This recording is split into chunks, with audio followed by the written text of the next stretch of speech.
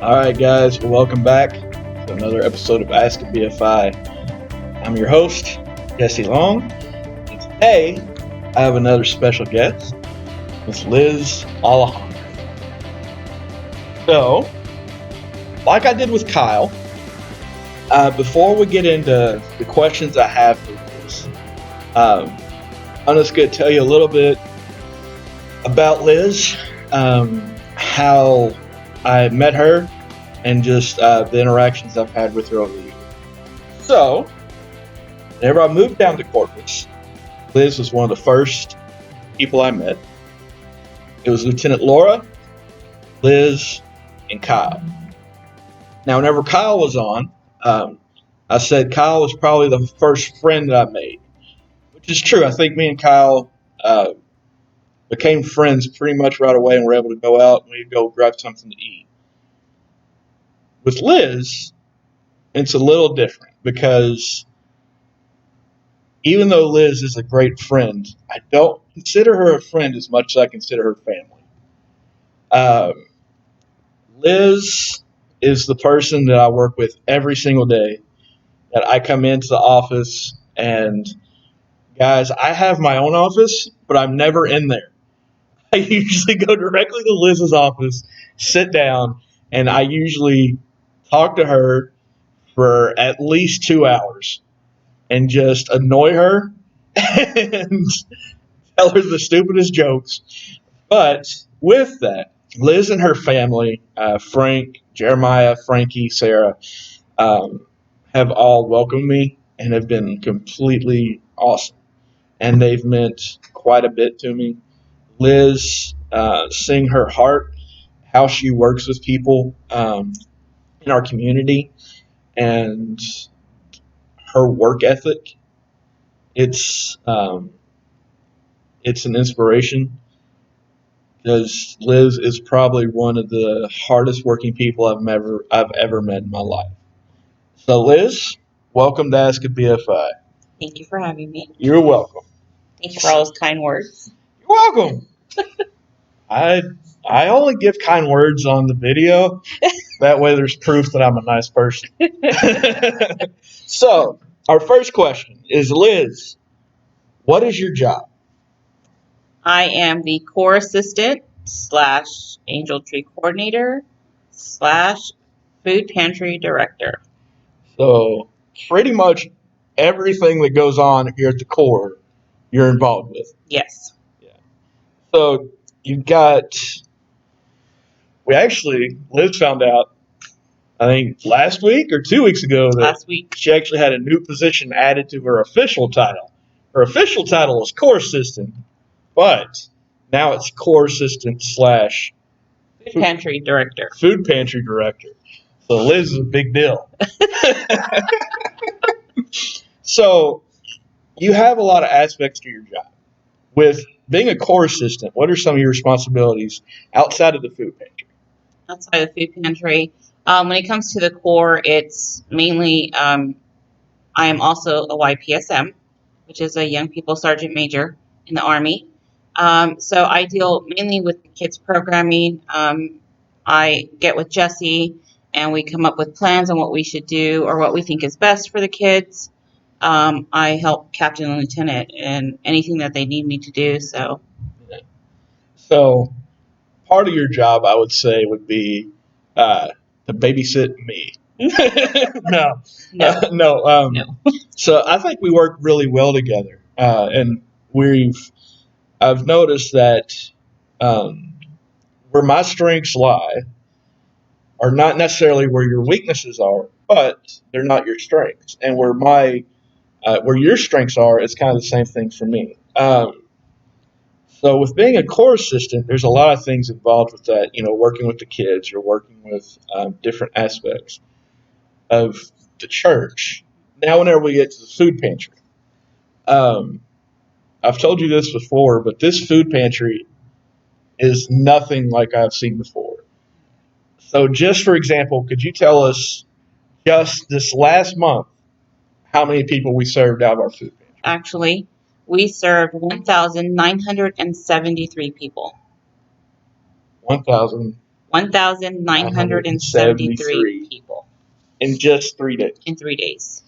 So, Liz, the food pantry is, I don't think, we've talked about this, and I don't think it was ever your idea, but it has become your baby. True. You are the food pantry. You are the food pantry director, as it says in your title now. Yes. Right. There's a lot of aspects of the food pantry that kind of make up. It's not just handing out food. No, it entails a lot of other things. I've got to work with other organizations on where we get our food, how to store the food, how long can I keep the food, bagging it, boxing it, getting volunteers, getting ready for distribution days. It's a lot of work. And no, it was not my idea. I was just like, I will help out where I need to. Yeah. And somehow it was mine. And it was a lot of work. It's been a lot of work. I've been at the food pantry now 4 years, for almost 5 years. So, quick story about my first experience in the food pantry. I had just moved down from Kentucky. So we're in Corpus Christi, which is South Texas. South Texas. So we're down here. I'm from Kentucky. I'm from the mountains, and I moved down in October. So Kentucky in October is cool. You're getting into winter. It's 40 degrees, 30 degrees. My first time working in the food pantry, it was October in South Texas, and I had to come inside because I thought I was about to get heat stroke in October. So, Liz, with the food pantry, you do, as you mentioned, you have to work with other organizations. You have to make sure the bags are packed. There's a lot of it that goes into it. One thing that I don't think people think about is just the simple fact of how much hard, hands-on manual labor it is. We're packing, we've got to pack enough food for, as Liz said last month, it was 1,973 individuals we serve. We have to pack that food. It doesn't just come to us packed. And then we're out in the weather and we're doing that. And packing the food is a lot of work because yes, we don't have air conditioner either. So we have one giant fan to try to cool us down. Yeah. And that's something that I don't think you get enough credit for, Liz, is you do have, and we're going to talk a little bit more about this, but you are incredibly intelligent with the food pantry and with different aspects of the core. But it's not just that. It's the fact that you are willing to work literally all day in a warehouse with no air conditioning to make sure that people are getting served. And I think that says a lot about your heart. And you do this not just because it's your job, but because it's something that you have a heart for, is helping others. With our food pantry, we do have a lot of individuals. And this next question I have actually comes, I won't say who it came from as far as the name, but I'll tell you who it was as far as you'll know. So it came from a 15-year-old who's got the longest, curliest hair in the world, and he likes to stare at me and say "Morte" a lot whenever I embarrass him. And from a 21-year-old new mother of a beautiful 6-month-old child. And their question to you is, how are you able to stay composed on a food pantry day whenever we're giving out food? Especially with how we do it now. We can have a line of cars, and then we've got people running back and forth bringing food out. We've got people putting food in the cars. We've got people yelling and screaming, and it can be very hectic. Whenever you add that in with your other responsibilities that we have to do, whenever we have youth programs, whenever we have to do all this, how are you able to stay composed, to keep your cool? There are some days, I'm not going to say that I don't stress out, I don't freak out, I really do. but I stay composed because I know that the people that are here asking for the help, the people that come to me looking for the assistance, they're in a desperate situation where they need the help. And I have to be that person to help calm them, to give them a voice of reason and let them know that it's okay, we all need help. I've been in situations where they've been before, and it's good knowing that, I can talk to them um, and I know where they're coming from. So, So with that, how long have you been working here at the Salvation Army? I know we'll talk about Angel Tree a little bit here in a second, but you start off as an Angel Tree coordinator, mhm. right? So how long has it been that you've been here working? Almost 5 years. In April, it'll be 5 years. 5 years. 5 years in this position. So you start off as the Angel Tree coordinator.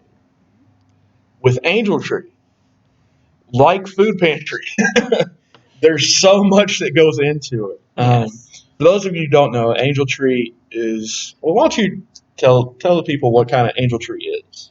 Angel Tree is where parents come to us for assistance in providing Christmas toys or clothes for their children when they're in need. Um, and you head that up. And with that, we usually, or the years that I've been here, it's been you, me, and then you usually have two workers. Yep. Um, and it's every day, all day, Yes. from what, 8:30, 8:30 in the morning to sometimes 8:30, 9 o'clock at night. Yeah, and we're working to get all this to get the presents organized, to get the angels organized. What are some of like the biggest, I wouldn't say headaches, but just complications you run into doing an angel tree program? Um, for me, in the beginning, it's trying to get information from the parents. Sometimes I know it's hard, and there are situations where people come from a broken situation, and then I'll have to deal with that. But once we get the angel tags out to different companies or organizations, it's trying to make sure we get everything back in time in order to make sure that, to make sure that everything's prepared for when the parents come to pick it up. Because, I mean, it's not just buy a toy in here. Um, Jesse and I, we have to go through it and make sure it's new, unused. We have to make sure it's safe for the child. Sometimes they only get one toy, and then it's our job to make sure that we supplement with what we have to make sure that child gets a good Christmas. So you've been working with the Salvation Army for 5 years. 5 years. Uh, you're the angel tree coordinator. You're the food pantry director, and you're the core assistant. Yes. Also, with that, as you mentioned earlier, you are what's called the YPSM.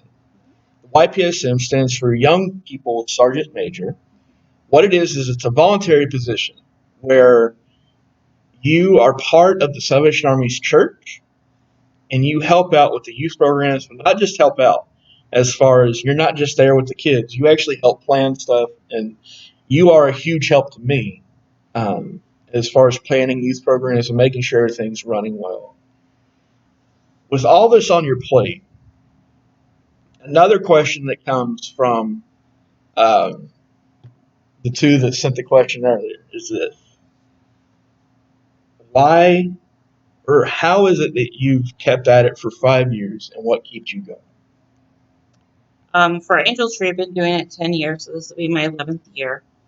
Um, and just from being a recipient of Angel Tree when I was younger, I always felt like, I should give back. So when the opportunity came to do that, I right away I was like, I need to do this. I need to give back to those kids. I was that kid at one point. Um, and doing my position for 5 years, I've had my ups and downs. But I remember that, I was that 6-year-old little kid sitting in the front of the chapel. I was that kid learning how to play the trumpet. Um, and, I've been that kid that stayed in a shelter before.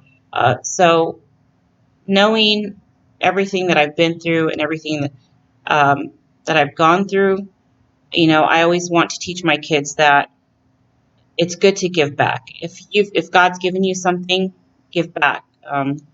With my son Jeremiah, he's got a God-given talent of playing music. It's not just piano music. That's where his heart is. So I want him to always give back, and that's his dream, to give back to the Army one day, with music. All right, couple more questions for you, and then I'll let you go, and I'll come join you in your I'm office. about to say. Yeah. What is your favorite part of your job?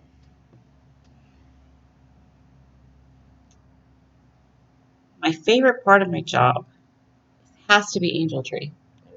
Angel Tree is that's where my heart started with the whole with the Army. So the Angel Tree is my favorite time. Even I know this year it's going to be a little crazy. Yeah, true. But we'll get through it. Yeah. And like I know with Angel Tree, my mom was the Angel Tree director for a while back in Kentucky, and I know you've had this experience. I know you've talked about it. Where doing Angel Tree, sometimes you get so many people in that it's kind of like you can't see the forest through the trees, and then you'll have somebody just come to you at Walmart or something like that and just tell you what it meant to them in that moment. Yes. What's that experience like whenever somebody comes to you and they tell you how much just what you did meant to them? And even though that, I know for you and I know for us, it's not the point. We don't do it for the recognition, but it still feels good to Yeah, know that you're helping. it does. When I'm out in the community, or I'm out at dinner with my family, and somebody stops and says, "Hey, do you remember me? You helped me with this. And my kids had a great Christmas because of you." And really, it's not just because of me. I was just the person who was in charge of making sure everything went smoothly.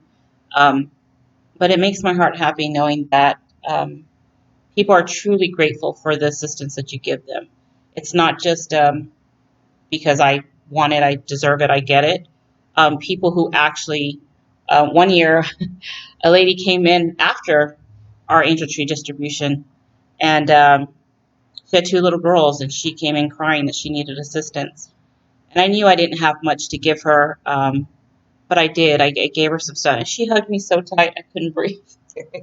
I had to ask her to stop, and she just sat there and cried for 30 minutes, thanking me. And I was just like, don't thank me. Just thank God and pay it forward." So Um, least favorite part of your job?